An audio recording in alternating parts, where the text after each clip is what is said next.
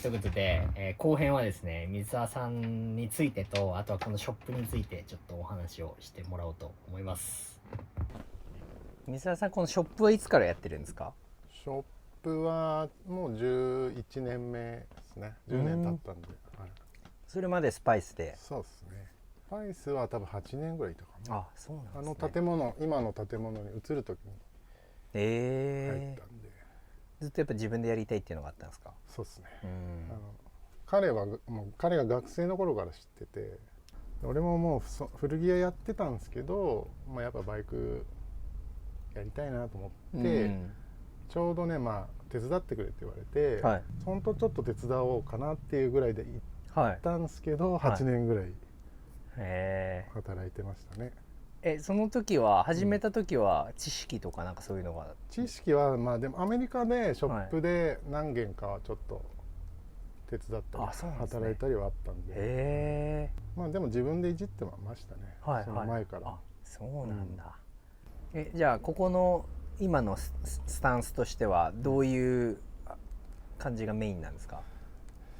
いやー、なんすかね、特にでもないっすよ。そんな新しいのはちょっとあんまりできないですけど、そんな特にこだわりなんすかね、自分のバイクにはこだわるけど、とかあとはお客さんの要望でそのお客さんのこだわりは汲み取ったりはしますけど、だからなんか自分のこだわりを押し付けたりとかはないっす。あれですよね、一応もちろんその水沢さんがバイクを組み立てるっていうのもあると思うし、なんかこう調子悪くなっちゃったら持ってきても全然そうですねっていう感じですもんね。なかなかないですよね、やっぱね、ヴィンテージで気軽に持ち込めるというか、外のバイクを持ってこれるっていうのはね、でもやりにくいですけどね。そうですよね。なかなかね、難しいっすよ。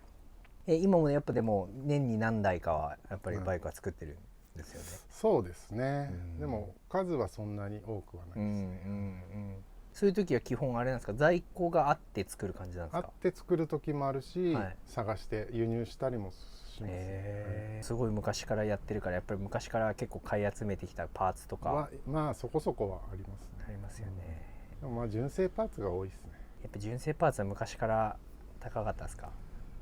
いやー、高いものは高いですね。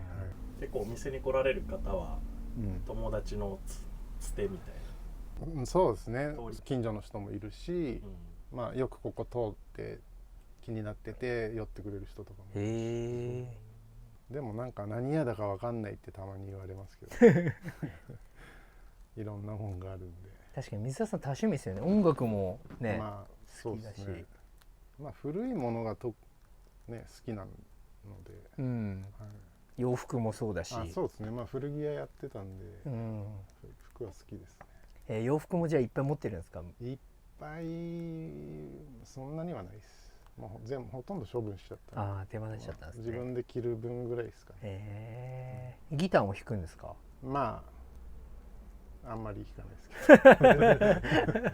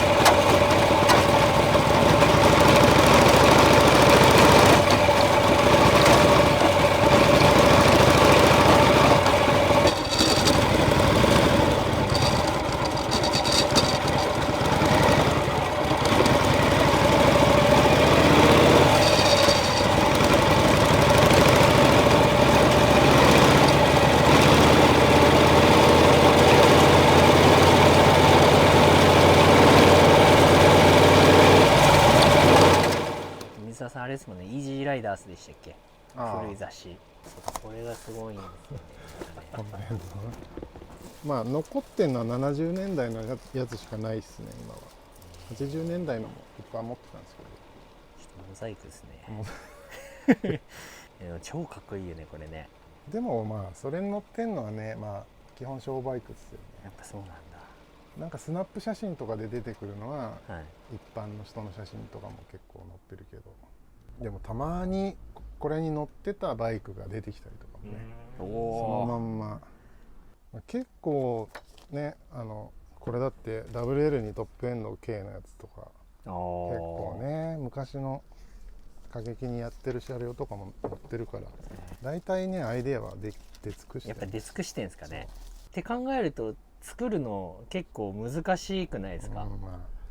まあ、結構でもまあロットショーとかに出してる車両でも、新規に作ってもどっかで見た部分ではどっかで見たことがあったりとか。で水沢さん作る時結構こういうところを参考にしながら。いやないですね。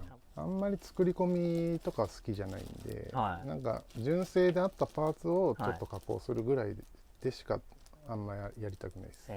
なんかあんま下手に作り込んでもかっこよく作れる自信がないっていうか、結局飽きちゃうし。そうですよね、それがかっこいいっていうわけとも限らないですしね。そうなんですよ。あとはパーツのチョイスとか、なんか時代交渉みたいなのが結構好きだから、調べたりはするかな。なんか加工とかも今の時代だったら多分好きなだけいろんなことできるんだろうけど、なんかやりすぎちゃってもちょっとなっていう、アメリカ結構長かったんですか？アメリカは6年ぐらいですかね。6年。バイクアイアン買った店が、家の、近くにあって、ドイツ人の、その人も不法移民でもう本当こういう時代からずっとアメリカにいて、すごいやばいおじさんがいて、そこで結構やってたかな。そこのね、これもうないんですけど、夜逃げしちゃっていないです。スペシャルな多分モンゴルスってヘルズエンジェルスと敵対してるのが、結構ロスはモンゴルスが多いんですよ、エンジェルスより、ね、その人たちのバイクを多分預かって修理してたんだけど、なんか売っちゃったのかな、で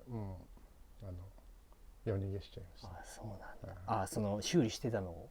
そう修理っていうか、でもアメリカって法律的に預かってなんか何年か音沙汰なかったら所有権放棄になっちゃうんですよ。だから別に売っちゃっても何しても法律的には OK なんだけど、ギャングに法律は通じないですね。そう家も引っ越しちゃったし、店ももう全部一夜にして全部片付けていなくなっちゃった。本当にこんな感じの人、バイキングみたいな、やばいおじいさんだったな。パンのリジットのチョッパーに乗ってるんだけど、それが迷彩なの。迷彩フレームもう全部迷彩。パンヘッドの本当に普通にもう俺のバイクみたいな、あれよりもっとシンプルだけど、もう迷彩。迷彩ってありそうでないですね。ないよね。イカれたじいさんだよね。今何やってんですかね。分かんない。ちょっと北の方に行ったっていう噂は聞いたけど、アメリカの中のですか。多分サンフランシスコとロスの間ぐらいに行ったんじゃないかな。そっちはエンジェルスが多いから、多分モンゴルスは来ないと。ちょっと YouTube 見てたら連絡ください。連絡さんとね。すごい面白い。絶対覚えてますよね、水沢さんのことね。覚えてると思う。でもなんかそんだけ言うてでも界隈狭いじゃないですか。狭いね。なんかあっちゃいそうですけどね、どっかで。わ、すげえ。これも直したんですか？直しましたね。すごい。やば。基板を直して。いや。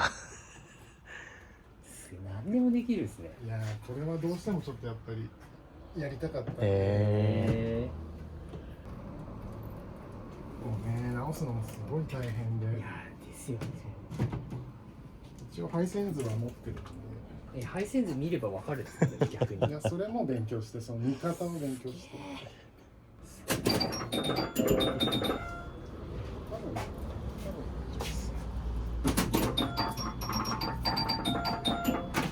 可愛い音だ。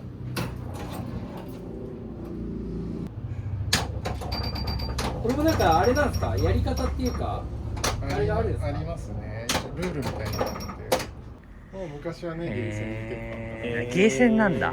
バーとかじゃないんですか？でも当時はやっぱゲーセン。ゲーセンなんだ。これなんか昔思い出みたいなのがあったりしたんですか？これ昔やってたとか。ああ。コンテナに入れて持ってくるわけですよね。そうです。でも帰ってきて20年経ってて、その間ずっともう文鎮状態っていうか。ああ、そうなんだ。もうね、死ぬ前に直したいじゃないですか。プロジェクトをね、はいまたちょっと減らしたいんで。はい。感動でしょうね、これ動いためっちゃ瞬間。感動した。最初のベルの音がもうはいはい、聞こえた時に何も動かなかったから。じゃあそういうことで水沢さん今日はありがとうございました。いろいろありがとうございました。楽しかったです。はい。またじゃあなんかそのバイク関連でね、いろいろご相談がある人は水沢さんのインスタにインスタに住所とか載ってるんで、はい。なんで概要欄にインスタのリンクを載せとくので気になる方は連絡してみてください。ありがとうございました。ありがとうございました。